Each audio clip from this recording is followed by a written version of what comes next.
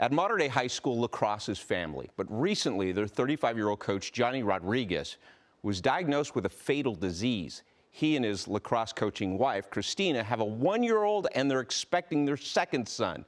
Now, with the help of his lacrosse family and non-traditional treatment, he's holding on to one thing tighter than his old pro goalie stick: hope.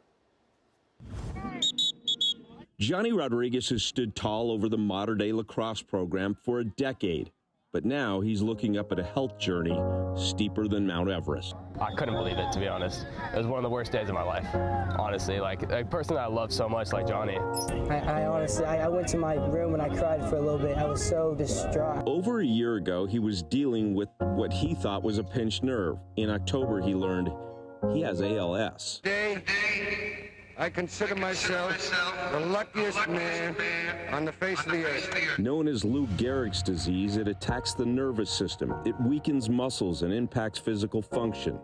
It's fatal. You get this, it's like the doctors literally tell you, prepare to die.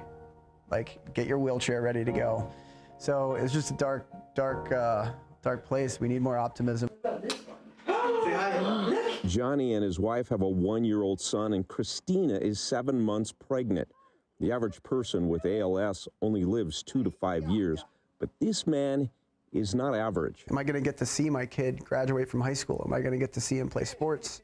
Who's going to be there to teach him some of the toughest lessons in life? Who's going to be there to tell her I love you before bed every night? Before I came here, Curt, I had to drink a water bottle with 2 hands. He's attacking the disease like the great coach that he is. He's detailed a game plan that includes 3 days a week at Ascent Adaptation and Regeneration. Obviously looked up what the prognosis was and the disease, and it was a little terrifying to me, because we never promise anything ever. What we always talk about is the human body and how God created us to be able to regenerate and self-heal. When Johnny arrived, most of the 12 so-called circuit breakers in his system were not working. That's changed. He had 7 of those circuits turned off, and now he's only got 2.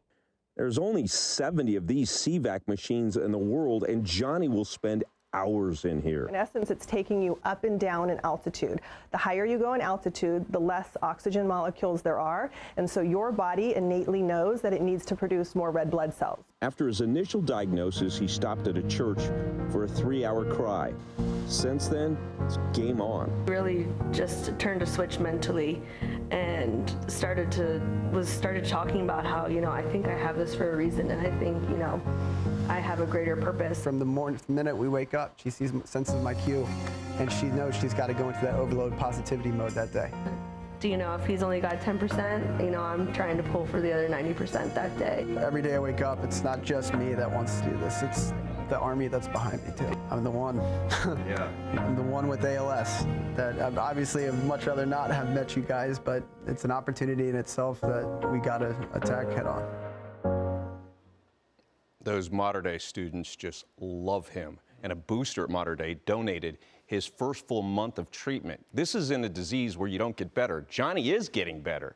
They have a GoFundMe page on his Instagram. You can see it at J3Rod. Again, that's on Instagram. I'll be posting it on Facebook. He's in for a tough journey, but it's not false hope. He's not getting worse right now, which is phenomenal. And he has a lot of people who really care about him. As he says, takes a village. He's got a strong village. Very moving. We wish him the very best. Amen.